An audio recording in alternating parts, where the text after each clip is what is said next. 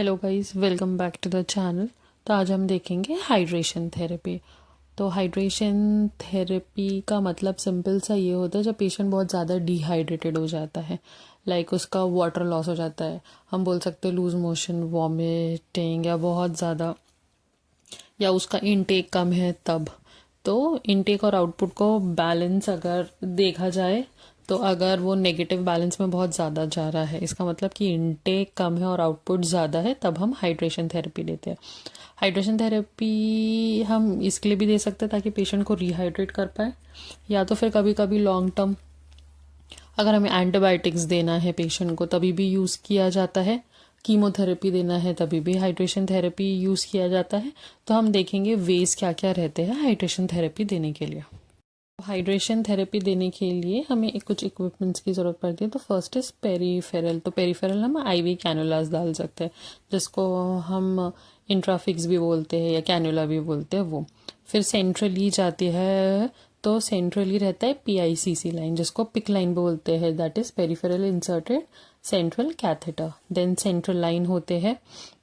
उसके बाद HD catheter का मतलब है हीमोडायलिसिस कैथेटर।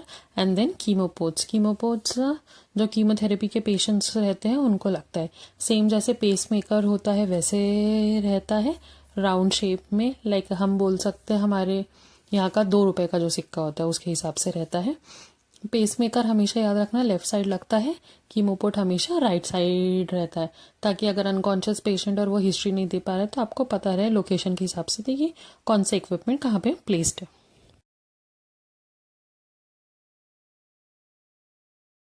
अभी हम देखेंगे आईवी कैनुला और उसके फ्लो रेट। अलग अलग कलर कोडिंग के अलग अलग नंबर्स रहते हैं और उसके हिसाब से फ्लो रेट रहता है। जैसे ऑरेंज रहता है 14 गेज का, 240 ml पर मिनट के हिसाब से जाता है अगर फुल स्पीड में रखे। ग्रे 16 गेज रहता है, 180 ml पर मिनट जाता है। Green 18 gauge 90 ml per minute. Pink 20 gauge 60 ml per minute. Blue जो रहता है वो 22 गेज 36 ml पर मिनट।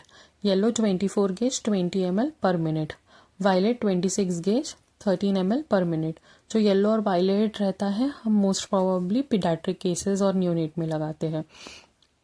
उसके बाद जो ग्रीन रहता है वो हम कार्डियक केसेस में लगाते हैं, जिसके थ्रू हमको कॉन्ट्रास्ट वगैरह देना रहता है वो। पिंक मोस्ट प्रोबेबली पेशेंट्स में लगता है जो नॉर्मल पेशेंट्स रहते हैं, आईवी थेरेपी के लिए वगैरह रहते हैं वो। सर्जरी के लिए हम ग्रीन और 18 का यूज़ करते हैं, और बर्न्स पेशेंट में most probably 14। Now we will see PICC line. So PICC line जो रहती है वो एक लॉन्ग थिन ट्यूब रहती है जो वेन में जाती है, मोस्ट प्रोबेबली आपके अपर आर्म में रहती है, जो यूएसजी गाइडेड रहती है, और लार्ज वेन जो आपका राइट एट्रियम में जाके एंड होता है वहाँ पे रहती है। इससे हम कीमोथेरेपी, एंटीबायोटिक, लिक्विड न्यूट्रिशन जो हमारा टीपीएन रहता है उसके लिए, और मोस्ट प्रॉब्ली फ्रीक्वेंट ब्लड ड्रॉस के लिए, ताकि मल्टीपल प्रिक ना हो सके पेशेंट को। पीआईसीसी लाइन मोस्ट प्रॉब्ली ऑनको के पेशेंट्स में दी जाती है। कीमोथेरेपी जो पीडियाट्रिक्स पेशेंट्स रहते हैं मोस्ट प्रॉब्ली उसमें यूज़ की जाती है।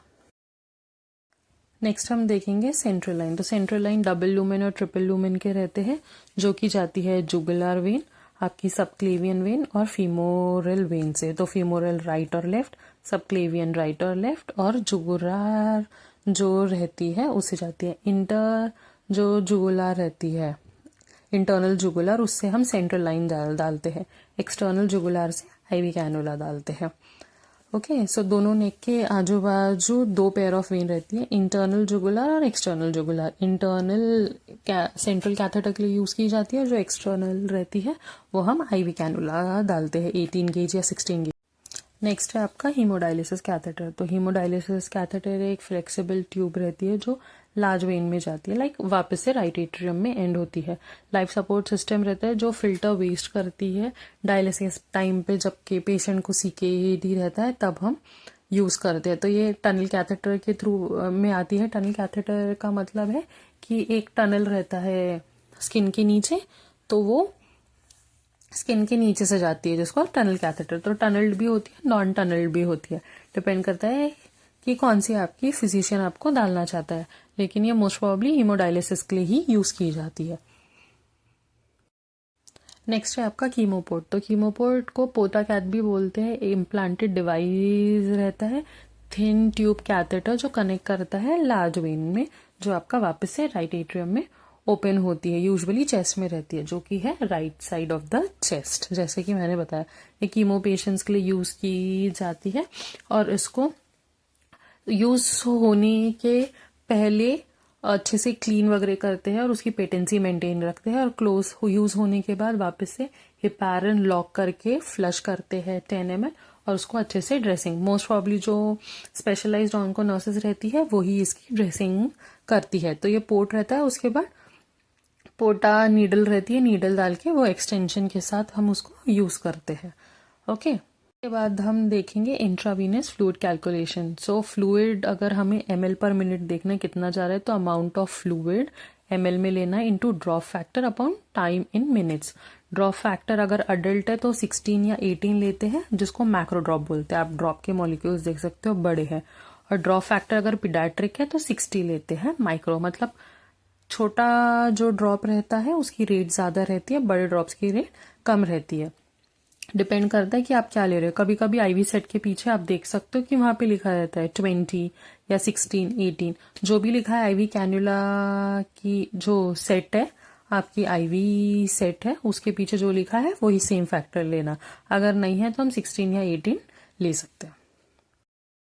अगर हमें रेट ऑफ इन्फ्यूजन पता करना है, ml कितना ml पर मिनट में जा रहा है, तो total amount of fluid ml में कितना आपका डॉक्टर प्रिस्क्राइब कर रहे हैं, 2 litres 3 litres upon total number of hours. वो 24 आवर्स बोल रहा है, 12 आवर्स बोल रहा है, 18 आवर्स बोल रहा है, वो तो आपको मिलेगा ml per hour. Okay, that's all for today. Thank you, bye bye.